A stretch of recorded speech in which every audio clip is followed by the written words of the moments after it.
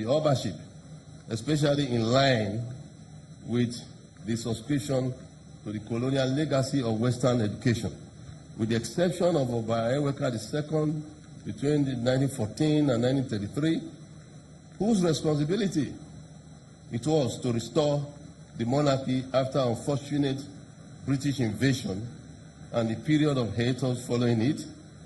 All other Obas from 1933 deserve the appellation of scholar kings. The impact of Western education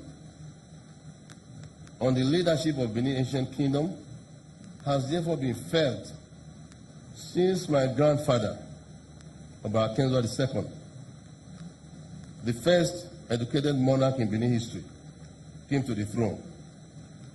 From him, the baton of Western enlightenment was passed to my father by Erediawa, the Cambridge-educated philosopher king, and then to myself.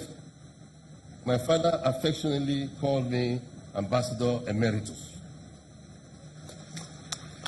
This was in allusion to my diplomatic sojourn to several countries in Europe and Africa on behalf of our dear country, Nigeria, after being educated in the United Kingdom, and also the first Benin monarch to be educated in the United States. My father never liked to go to the United States, but I didn't mind going to the United States. So I had a good experience there. Thus, while the core intellectual foundations of the Benin monarchy were laid long before the 20th century, its very positive manifestations came to settle in the 20th century.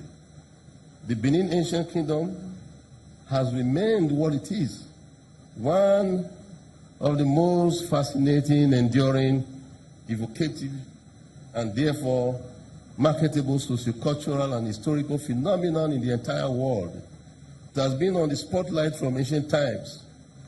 I am aware, for instance, that by the 15th century, European leaders, European traders, adventurers, and travelers had begun to make copious notes of what they found amazing about us.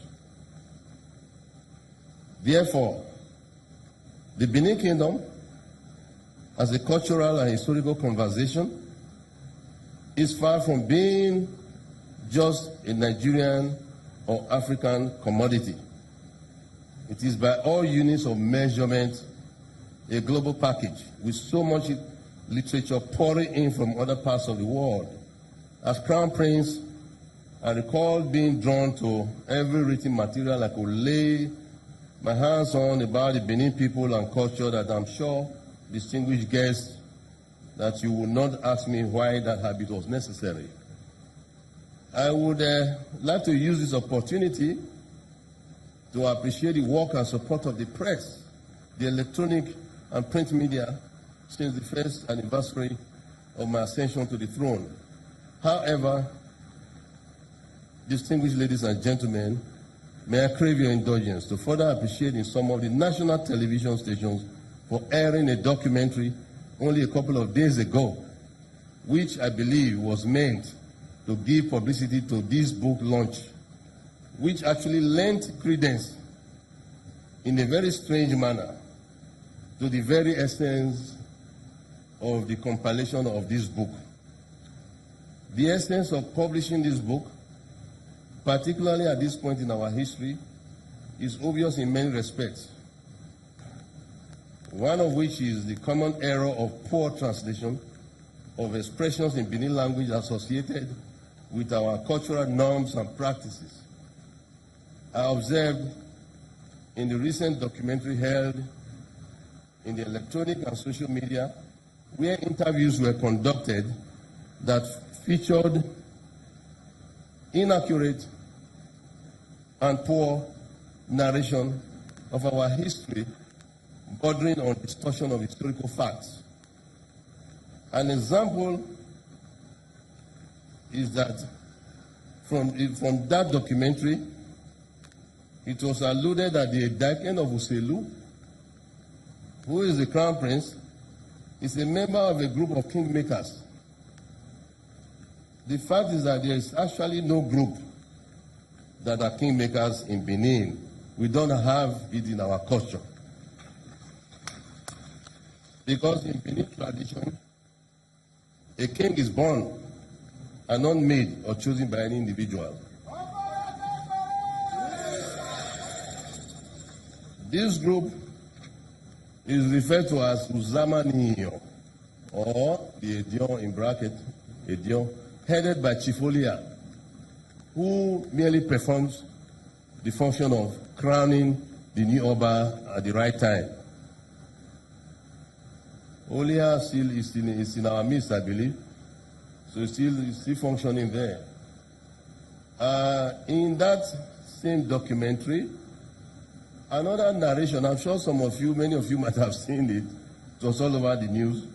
It meant well, no doubt, it meant well, but we needed to correct some of these distortions. In that same documentary, another narration was that the Daken was referred to as a duke. In bracket, in the translation to Benin the language, a Nogie. The crown prince is not a Nogie in our tradition.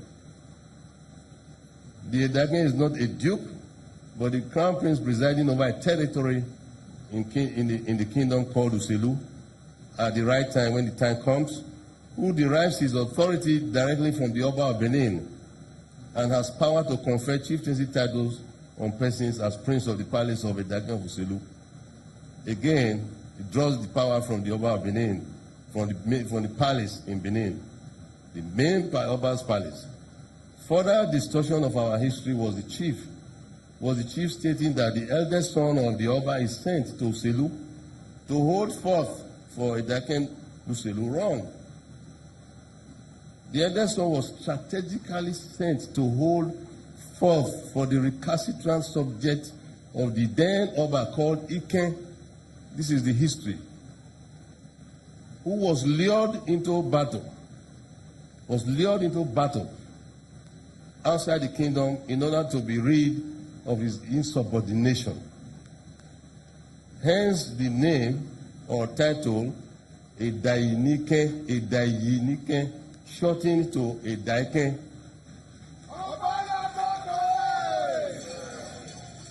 I believe this historical record is also in this red book we just launched, or we're about to launch.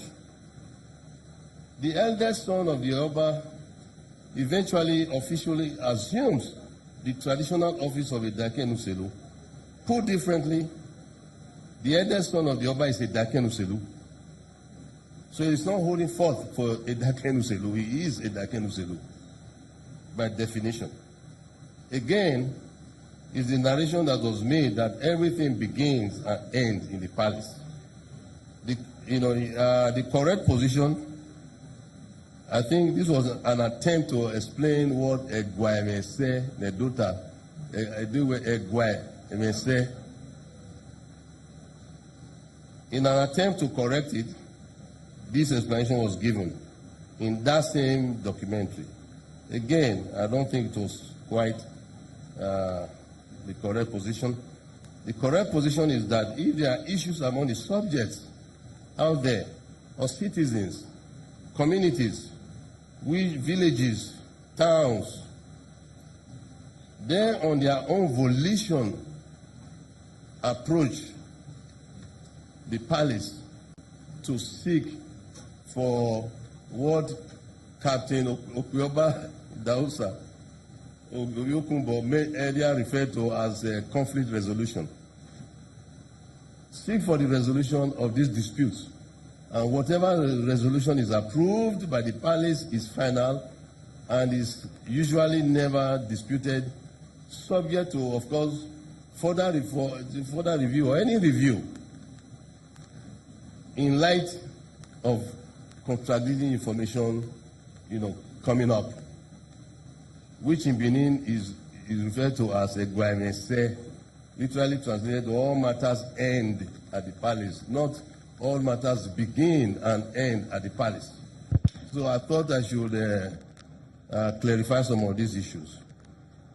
Now, permit me the little immodesty and unequivocally declaring that the book we have assembled here to unveil, The Benin Monarchy, an anthology of Benin history, aka the Red Book, is the magnum opus und Benin.